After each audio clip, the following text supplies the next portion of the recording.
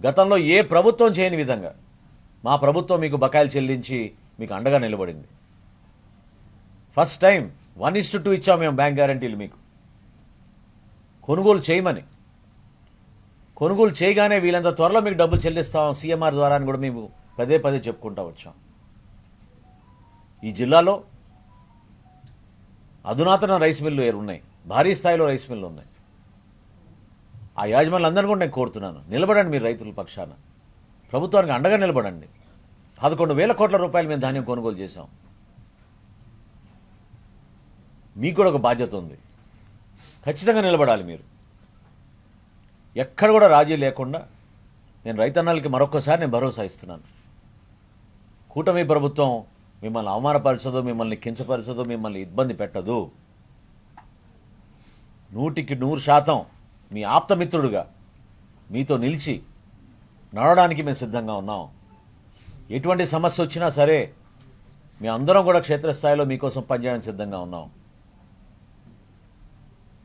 అవసరమైతే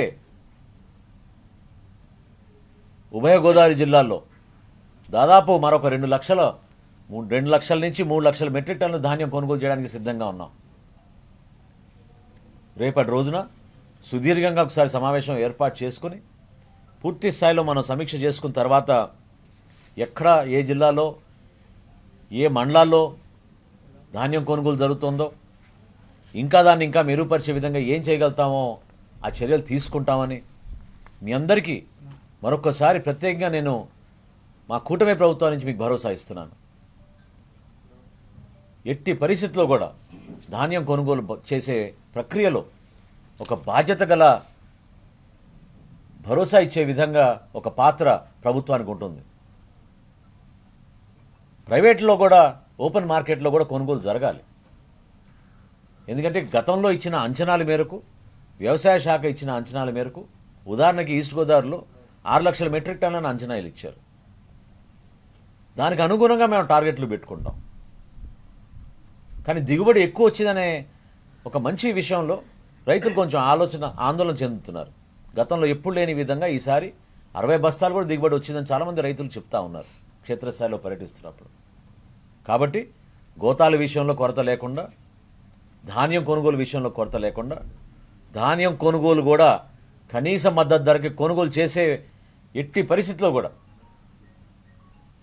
దళాలని ప్రోత్సహించకుండా ప్రభుత్వమే మీకు అండగా నిలబడుతుందని ఈ సందర్భంగా మరొకసారి మా ప్రభుత్వం తరఫున ప్రతి ఒక్కరికి ఆ భరోసా ఇస్తున్నాం. షూర్ అండి.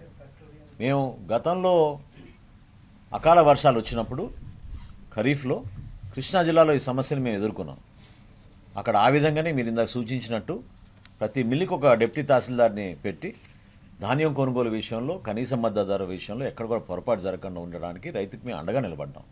నేను రేపు సమీక్షించినప్పుడు తప్పకుండా ఆ విధంగానే ఉత్తర్వులు ఇస్తాను ఈ 2 జిల్లాల్లో కూడా. ఎందుకంటే అన్నపూర్ణ లాంటి జిల్లాలు, ఉభయ గోదావరి జిల్లాలు, రైతులు ఎవరు కూడా దీని గురించి ఇబ్బంది పడకూడదు. మీరు ప్రభుత్వం పైన మీరు నమ్మకం కోల్పోబాకండి.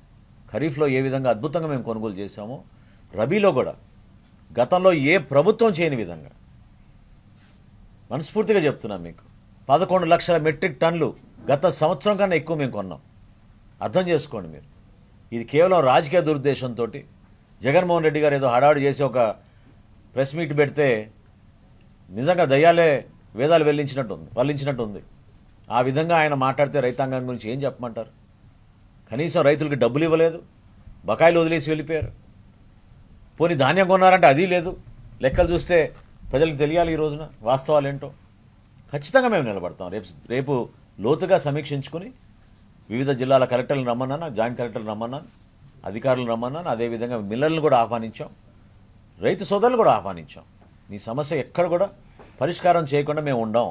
100% పరిష్కారం చేస్తాం. ఆ నమ్మకంతో మీరు ఉండండి మనస్ఫూర్తిగా తెలుగు.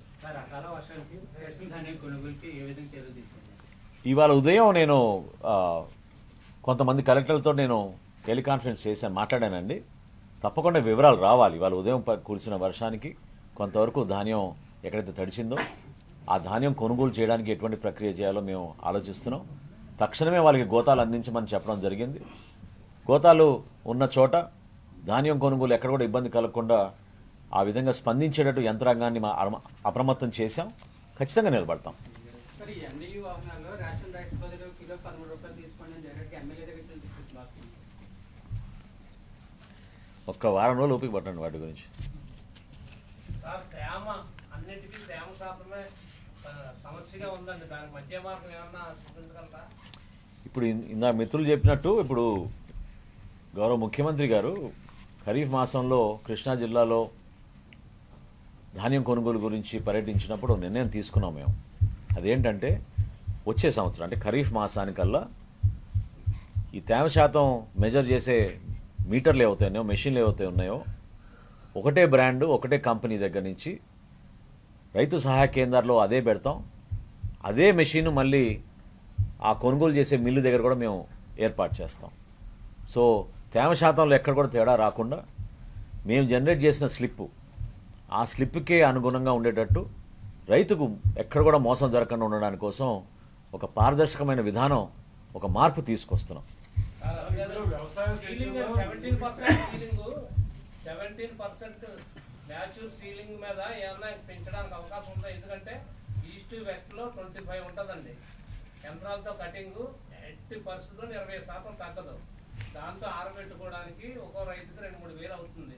కాబట్టి ఏమన్నా 17 నుంచి 22 వరకు ఏమన్నా కేంద్రంతో మాట్లాడే అవకాశం చేస్తారా? ఏమన్నా ఇంకా దానికి ఏమన్నా ప్రత్యామ్నాయ మార్గాలు రైతు ఇబ్బంది లేకుండా చేయదలుచుకున్నారా? మీరు ఇంకొంచెం అప్డేట్ చేసుకోవాలండి.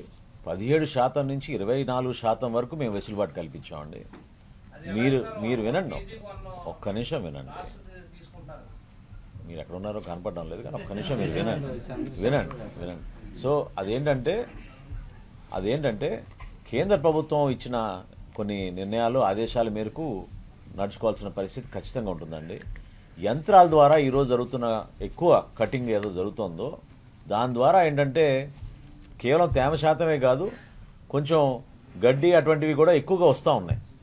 సో దీనివల్ల కొంతమంది రైతులకి నష్టపోయే విధంగా ఈ మిల్లర్లు వ్యవహరిస్తున్నారు. ఆ పొరపాటు జరగకుండా నేను ఇందాక చెప్పినట్టు తేమ శాతం విషయంలో మాత్రం పొరపాటు జరగదు. 17% నుంచి 24% వరకు మాత్రం ఆ వెసులుబాటు ఉంది. తప్పకుండా దాన్ని ఇంకా సిస్టమేటిక్గా జరిగేటట్టు ఎక్కడ పొరపాటు జరగకుండా మేము చూసుకుంటాం. స్థిరీకరణ నిధి అంశాన్ని కూడా ప్రస్తావన తీసుకొచ్చారు మంచి. ఆయన కనీసం 50 కోట్లు కూడా ఇవ్వలేదు 5 సంవత్సరాల్లో ధరల స్థిరీకరణ గురించి. ఆయన ఏం మాట్లాడతాడండి ఈ రోజున చెప్పండి. నిజంగా చెప్తున్నాను, అసలు అది చాలా అవగాహన లేని వ్యక్తిగా నిన్న మాట్లాడాడు జగన్మోహన్ రెడ్డి గారు. రైతుల కోసం నిజంగా ఆయన ఆలోచించుంటే 5 సంవత్సరాల్లో వాళ్ళు ఏం కార్యక్రమాలు చేశారు, ఏ విధంగా నిలబడ్డారు చెప్పమనండి. అదే కూటమి ప్రభుత్వం ఈ 5 సంవత్సరం ఈ 10 నెలల్లో ఎన్ని మార్పులు తీసుకొచ్చాం. కొన్ని పంటల విషయంలో అనేక కారణాల వలన ధరలు పూర్తి స్థాయిలో రైతుకి అనుకున్నట్టుగా అది రాలేదనే ఆవేదన ఉన్నది. కానీ దాన్ని మార్చుకునే విధంగా కరెక్ట్గా మేము మన కమర్షియల్ క్రాప్స్ని ఫోర్కాస్టింగ్ విధానం కూడా కొత్తగా తీసుకొచ్చే విధంగా కేబినెట్ ఉపసంఘం ఒకటి గౌరవ ముఖ్యమంత్రి గారు వేశారు. అందులో భాగంగా మేము నిపుణుల్ని మేము జాయిన్ చేసుకున్నాం. ప్రతి నెల సమీక్షిస్తున్నాం. ఎప్పుడైనా సరే కొన్ని పంటల విషయంలో ఎక్కడ కూడా రైతు నష్టం కలగకుండా ఒక మార్పు తీసుకురావడానికి కోసం ఒక ప్రయత్నం ప్రభుత్వం నుంచి తప్పకుండా మేము కొన్ని సూచనలు ఇస్తూనే ఉన్నాం. ధాన్యం కొనుగోలు చేయాలని చెప్పి రైతులు రోడ్డు ఎక్కి ఆందోళన చేస్తున్నారు. రీసెంట్గా ఇప్పుడు జగ్గంపేటలో కూడా వాళ్ళ వెహికల్స్ బంద్ చేసి రోడ్డు ఎక్కి ఆందోళన చేస్తున్నారు. అది అంటే ఒక విధంగా మేము గర్వపడుతున్నాం అండి. ఇందాక అన్నట్టు ఏ ప్రభుత్వం చేయని విధంగా మేము 48 లక్షల మెట్రిక్ టన్నులు మేము ధాన్యం కొనుగోలు చేసాం. 11,000 కోట్ల రూపాయలు వాళ్ళ ఖాతాల్లోకి 24 గంటల లోపే జమ చేసాం. సో మిగతా వ్యవస్థ అంటే మిల్లర్లు కానివ్వండి, దళాలు కానీ వాళ్ళని నమ్మకుండా ప్రభుత్వమే కొనుగోలు చేయాలని ఒక ఆలోచనతోటి, ఒక కోరికతోటి రైతులు ఎదురు చూస్తున్నారు. తప్పులేదు, కానీ ప్రభుత్వం నుంచి కూడా దానికి ఆ విధంగా మేము సిద్ధం అవ్వాలి. మా రైతు సహాయ కేంద్రాల్లో మేము గోతాలు ఏర్పాటు చేసుకోవడం, అధికార యంత్రాంగాన్ని ఏర్పాటు చేసుకోవడం. నేను మరొకసారి చెప్తున్నా మీకు, గత సంవత్సరం ఈ రోజు వరకు కొన్నది, ఈ రోజు కాదు మొత్తం రబీ సీజన్ వరకు కొన్నది 37 లక్షల మెట్రిక్ టన్నులు. అదే మన కూటమి ప్రభుత్వం ఈ రోజు వరకు 48 లక్షల మెట్రిక్ టన్నులు కొన్నాం. ఇంకొక 8 లక్షల నుంచి 10 లక్షల మెట్రిక్ టన్నులు కొనడానికి మేము సిద్ధమవుతున్నాం. కొంచెం సమయం ఇవ్వండి. రేపు సాయంత్రం కల్లా ఒక సుదీర్ఘమైన సమావేశం ఏర్పాటు చేసుకుని వివరాలన్నీ తీసుకుని ఖచ్చితంగా మండల వారీగా టార్గెట్లు పెంచుకుని రైతులకు ఇబ్బంది కలగకుండా చూసుకునే బాధ్యత మేము తీసుకుంటాం. రైట్ సార్, ఇప్పుడు ధాన్యానికి కాటా అంటే 75 కేజీలకి 1750 రూపాయలు మన మద్దతు ధర ఉంటారు మీరు పెట్టారు. ఫీల్డ్ లెవెల్లో వాస్తవంగా వెళ్తే 1250 రూపాయలకి రైతు అమ్ముకునే పరిస్థితి. ఎందుకంటే మేము కౌలు రైతులు, మాకు సీఎంఆర్ అమ్ముకునే అవకాశం లేదని కౌలు రైతు వ్యక్తం చేసిన పరిస్థితి. 100కి వ్యవసాయం చేసే వాళ్ళలో 70% మంది కౌలుదారులే. వాళ్ళకి గతంలో కౌలు హక్కుదారులు పత్రం ఉండేది, లేదని చెప్తున్నారు. దీన్ని ఎట్లా రెక్టిఫై చేస్తున్నారు మీరు? అది కరెక్ట్ కాదండి. మీ దగ్గర ఉన్న సమాచారం ఈ క్రాప్ విధానం, ఈ పంట విధానంలో ఖచ్చితంగా ఎవరైతే కష్టపడి పండిస్తున్నాడో రైతు అతనికే ఆ అర్హత దొరికేటట్టు అన్ని విధాలుగా ఏర్పాట్లు ఇప్పుడు కాదు, ఒక 10 నెలల క్రితం నుంచే మేము చేసుకుంటూ వస్తున్నాం. సో కౌలు రైతు కోసమే నిలబడుతుంది మా ప్రభుత్వం. కౌలు రైతు నష్టపోయే ప్రసక్తే లేదు. గతంలో పవన్ కళ్యాణ్ గారు కానీ చంద్రబాబు నాయుడు గారు కానీ అనేక సందర్భాల్లో ఏ విధంగా కౌలు రైతుల కోసం అండగా నిలబడ్డామో మరొకసారి రాష్ట్ర ప్రజలకి గుర్తు చేస్తున్నాం. Thank you.